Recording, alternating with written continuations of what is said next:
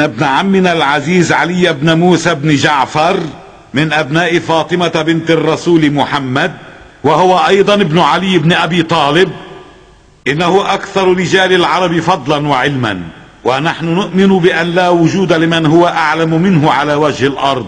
ومن هنا جمعنا كبار العلماء وأصحاب الفكر في هذا المكان ليجلسوا معه في مناظرة ويتباحثوا معه في أمور فقهية للوصول إلى مدى معرفتهم وعلمهم في حضورنا نحن، ومن جهته يثبت لنا حقيقة ما نؤمن به، وهو أنه فلتة زمانه وحجة الله على أرضه.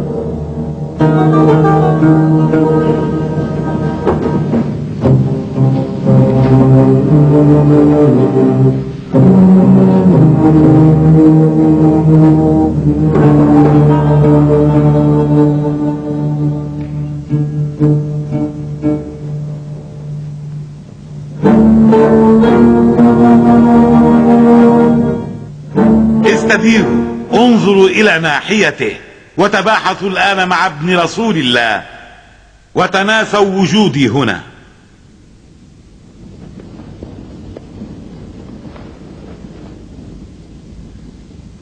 هيا تكلموا، اسألوا، فنحن ننتظر. كيف أحاج رجلا مؤمنا يجتمع علي بكتاب أنا منكره، وبنبي غير نبي أنا لا أؤمن به؟ يا نصراني،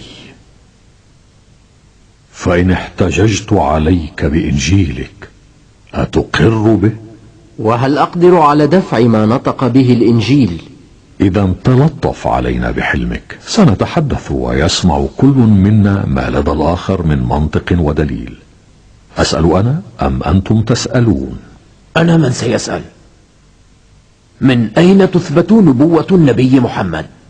أيها العلماء، لقد شهد بنبوة محمد موسى بن عمران وعيسى بن مريم وداود النبي صلوات الله عليهم. أرجو أن تثبت قول موسى بن عمران.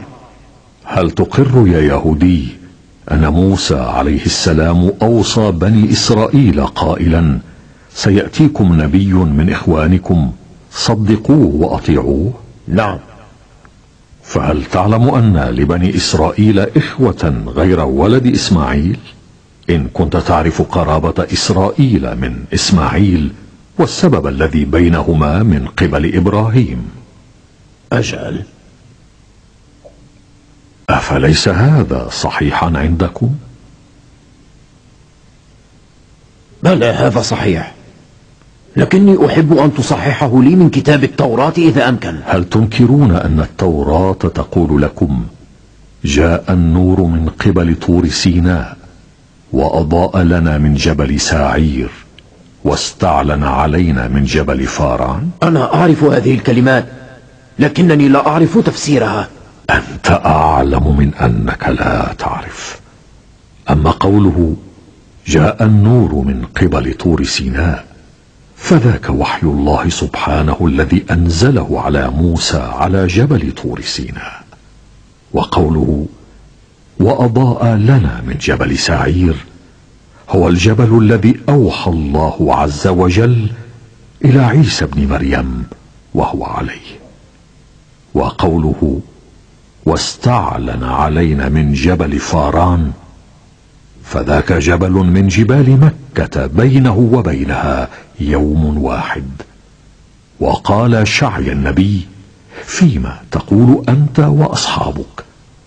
رأيت راكبين أضاء لهما الأرض، أحدهما على حمار والآخر على جمل، فمن هما يا ترى؟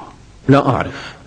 أما راكب الحمار فعيسى عليه السلام، وأما راكب الجمل فمحمد عليه السلام. أتنكر هذا من التوراة؟ لا أفعل ذلك.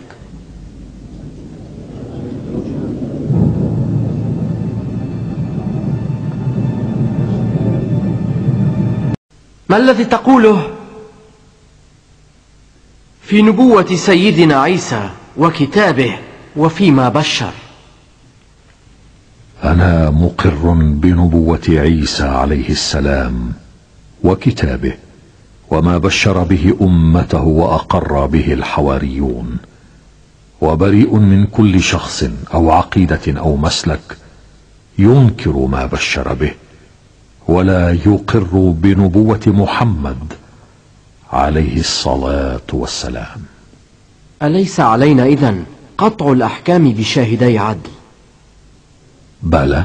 إذن هل لا أتيتني بشاهدي عدل من غير أهل ملتك تقر به ولا تنكره النصرانية، وسلنا مثل ذلك؟ ومن هو الشاهد العادل برأيك؟ هل تقبل على سبيل المثال برجل ذي منزلة عظيمة عند عيسى عليه السلام كدليل وبينة؟ وهل تقر به كشاهد عادل؟ ومن هو؟ سمه لي. ما تقول في يوحنا مثلا؟ يوحنا الديلمي.